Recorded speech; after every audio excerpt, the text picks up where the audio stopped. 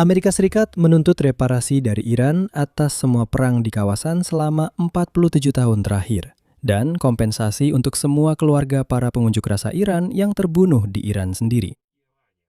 Presiden Amerika Serikat Donald Trump sebagai tanggapan atas syarat-syarat Iran untuk mencapai perjanjian damai mengajukan tuntutannya sendiri. Teheran harus membayar kompensasi untuk orang-orang yang tewas dalam perang, serangan, dan selama protes. Sementara itu, lalu lintas pelayaran melalui Selat Hormuz pada hari Senin yang sama ketika pernyataan ini disampaikan, anjlok. Hanya ada 6 kapal, dibandingkan rata-rata sekitar 11 kapal selama 10 hari sebelumnya. Dan hampir 150 kapal per hari pada masa sebelum perang. Jadi muncul kesan bahwa kedua belah pihak tidak akan bisa mencapai kesepakatan untuk membuka Selat Hormuz. Namun di tengah situasi ini, pasar saham justru bereaksi sebaliknya, bahkan bergerak ke arah sebaliknya dan justru dibuka menguat. Jadi mari kita bahas apa sebenarnya yang dikatakan oleh Trump, mengapa pasar bereaksi secara ambigu terhadap hal itu, dan apa yang bisa kita harapkan selanjutnya terkait Selat Hormuz, harga minyak, serta situasi di Timur Tengah secara umum. Update terbaru ada di episode ini. Nama saya Alexi Peci, mari kita bahas bersama, tapi sebelum kita mulai, saya minta Anda untuk subscribe ke channel ini. Kita sedang menuju angka 300.000 subscriber, jadi saya akan sangat berterima kasih. Untuk setiap langganan dari Anda, hanya butuh 1 detik, tapi ini sangat-sangat penting.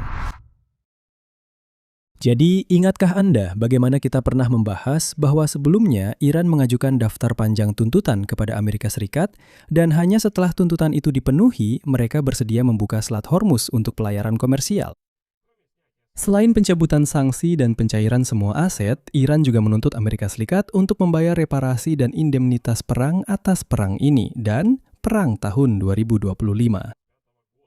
Artinya, semua kerugian tanpa kecuali harus ditanggung oleh Amerika Serikat. Dan kini, Trump memutuskan untuk menanggapi semua itu. Saat berbicara di Gedung Putih, dia menyatakan bahwa perang melawan Iran dimulai agar negara itu tidak memiliki senjata nuklir.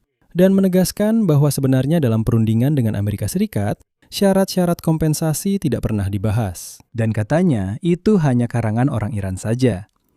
Lalu dia langsung memberikan langkah balasan. Kutipannya, "Tapi itu ide yang menarik, karena sekarang saya juga menuntut kompensasi dari Iran untuk semua orang yang mereka bunuh dan lukai parah dengan bom-bom mereka dan berbagai konflik yang membuat mereka terkenal."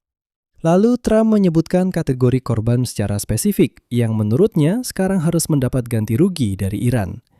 Ini termasuk keluarga korban yang tewas di kapal Amerika USS Cole, ribuan korban lainnya yang tewas dalam pertempuran, serta keluarga ratusan ribu demonstran tak bersalah yang menurutnya telah dibunuh oleh Iran selama 50 tahun terakhir. Seperti yang dia katakan, kutipannya, belum lagi 52.000 orang yang dibunuh dalam 5 bulan terakhir. Lalu Trump menyimpulkan, jadi jika ada yang harus mengganti kerugian, menurut saya itu seharusnya Iran. Dan kalau kalian masuk ke jejaring sosial miliknya, Truth Social, dia mengeluarkan daftar lengkap tentang alasan kenapa Iran harus membayar. Untuk semua perang di wilayah itu, untuk serangan terhadap orang Amerika, atas pembunuhan terhadap para pengunjuk rasa, dan seterusnya dan seterusnya. Intinya, dia bilang, dengarkan, Iran yang harus membayar.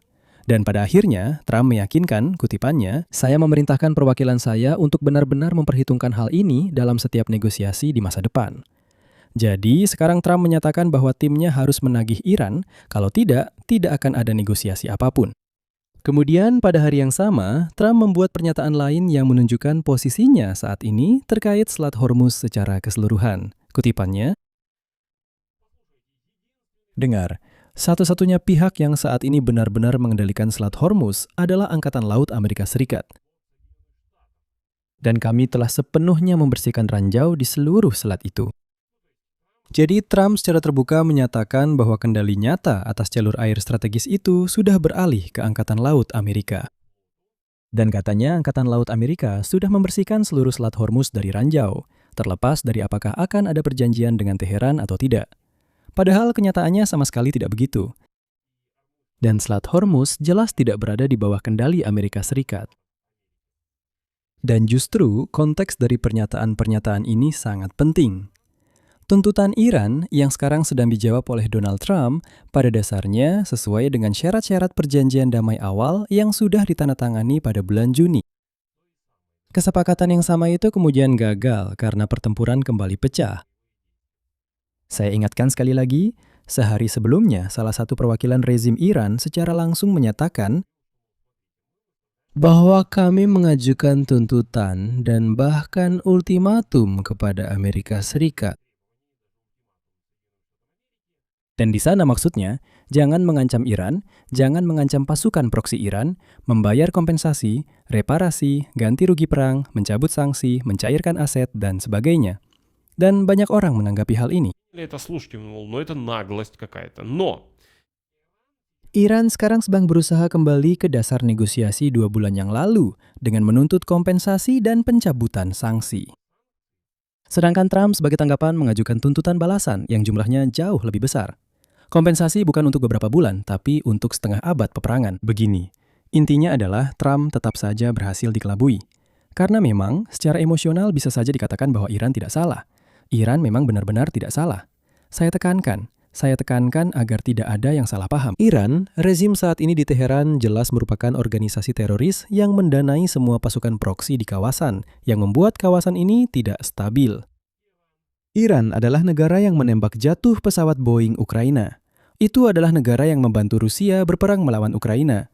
Jadi saya sama sekali tidak punya ilusi terhadap Iran. Jangan berpikir bahwa saya mendukung Iran, sama sekali tidak. Tidak.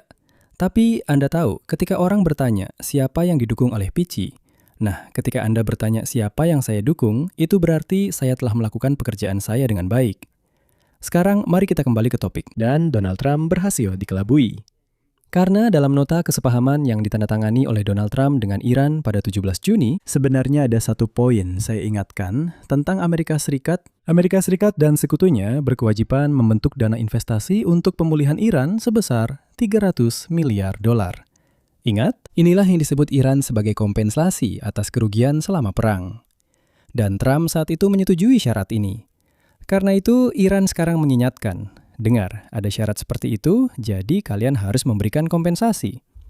Selain itu, gambaran nyata di perairan Selat Hormuz menunjukkan bahwa sebenarnya tidak ada kesepakatan. Data pelayaran menunjukkan bahwa lalu lintas melalui selat pada hari Senin turun menjadi 6 kapal, dibandingkan rata-rata sekitar 11 kapal.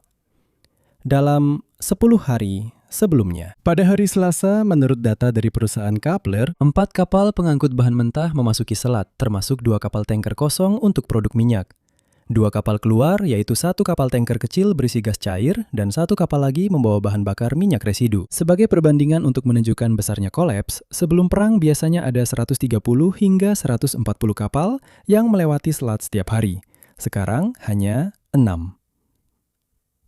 Tapi menurut Trump, yang terpenting jangan lupa hal ini. Orang Amerika sepenuhnya mengendalikan selat itu. Dan disinilah situasi menarik terjadi. Karena dengan latar belakang yang tampaknya jelas dan mengkhawatirkan seperti ini, pasar keuangan bereaksi secara beragam. Pada hari Senin, segera setelah Trump mengajukan tuntutan balasan tentang kompensasi, kontrak berjangka minyak melonjak lebih dari 5%. Dan para ahli langsung menyatakan bahwa mereka tidak mengharapkan harga minyak turun di bawah $80 per barel dalam waktu dekat, kecuali ada kejutan. Jika tiba-tiba diumumkan adanya kesepakatan yang akan menyebabkan dibukanya Selat Hormuz. Karena keseimbangan di pasar minyak menjadi semakin ketat. Emas, sebaliknya, pada hari Selasa justru mengalami penurunan harga setelah sebelumnya sempat menyentuh level tertinggi dalam lebih dari 2 bulan. Kenaikan harga minyak dan kekhawatiran bahwa inflasi serta suku bunga di Amerika Serikat bisa tetap tinggi akibat kenaikan harga minyak pada akhirnya membuat para investor meninggalkan aset safe haven, yaitu emas. Namun, yang menarik adalah, meskipun dengan latar belakang seperti ini, Wall Street sebaliknya dibuka menguat pada Selasa pagi setelah muncul kabar bahwa Amerika Serikat dan Iran akhirnya hampir mencapai kesepakatan. Meskipun dengan semua retorika ini yang bisa mengakhiri konflik yang sudah berlangsung selama 6 bulan. Namun, memang kenaikannya cukup kecil karena indeks Dow Jones di awal sesi hanya naik 13 poin atau 0,13%. Sedangkan Nasdaq naik 20 poin atau 0,24%. Dan S dan P 500 menguat 0,1%. Tentu saja, ini jauh dari rally yang meyakinkan seperti yang ditunjukkan pasar pada bulan Juni, ketika setelah kesepakatan awal pertama, indeks melonjak hingga 2% dalam satu sesi. Jadi, para investor memang percaya pada kemungkinan tercapainya kesepakatan.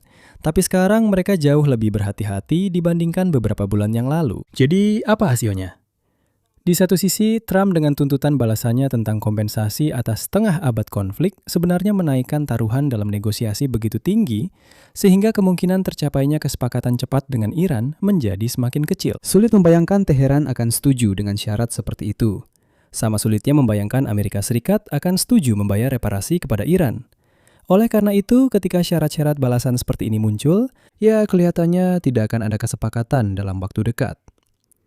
Sementara itu, pelayaran melalui Selat Hormuz praktis lumpuh. 6 kapal saja dalam sehari, dibandingkan biasanya 150 kapal. Di sisi lain, Donald Trump sendiri secara bersamaan menyatakan bahwa selat tersebut sebenarnya sudah berada di bawah kendali armada Amerika, dan bahkan sudah dibersihkan dari ranjau. Jadi, pada praktiknya, bertindak seolah-olah masalahnya sudah diselesaikan secara militer, terlepas dari keputusan para anggota dewan. Dan disinilah muncul detail terpenting yang paling saya minta Anda perhatikan. Mantan Menteri Luar Negeri Amerika Serikat Mike Pompeo hari ini dengan jelas mencatat bahwa Iran siap untuk meningkatkan konflik dengan Amerika untuk mempengaruhi hasil pemilihan di Kongres. Katanya, Iran berkepentingan agar Partai Republik kalah dalam pemilu setelah Kongres dan akan melakukan segalanya untuk mencapai hal itu. Berikut kutipannya. Pompeo, mereka sangat paham bahwa pemilu sudah dekat dan sangat ingin Presiden Trump kalah. Kita belum pernah punya presiden yang begitu menghantam tentara mereka. Tidak ada presiden sebelumnya, baik dari Partai Republik maupun Demokrat, yang siap untuk itu. Jadi mereka ingin melihat orang lain sebagai pemenang dalam pemilu ini. Dalam situasi seperti ini, Iran dalam waktu dekat mungkin akan meningkatkan konflik baik terhadap Amerika Serikat maupun negara-negara Teluk Persia untuk memicu kenaikan harga minyak dan menunjukkan bahwa Washington tidak mengendalikan situasi. Saya akan menambahkan dari saya sendiri. Dan setelah pemilu sela, berharap bahwa kekuasaan akan sedikit berubah. Di Amerika Serikat, Partai Demokrat akan mengambil mayoritas di Dewan Perwakilan Rakyat. Mereka akan mulai memberikan tekanan, dan seolah-olah nanti baru bisa bernegosiasi dengan syarat-syarat baru. Inilah kemungkinan besar inti dari seluruh strategi Iran. Sampai di sini saja. Pendapat dan kesimpulan Anda silakan tulis di kolom komentar di bawah episode ini. Jangan lupa subscribe channel ini, tekan tombol lonceng, dan jangan lupa beri like. Itu saja untuk kali ini. Jaga diri Anda. Sampai jumpa semuanya. Sampai jumpa.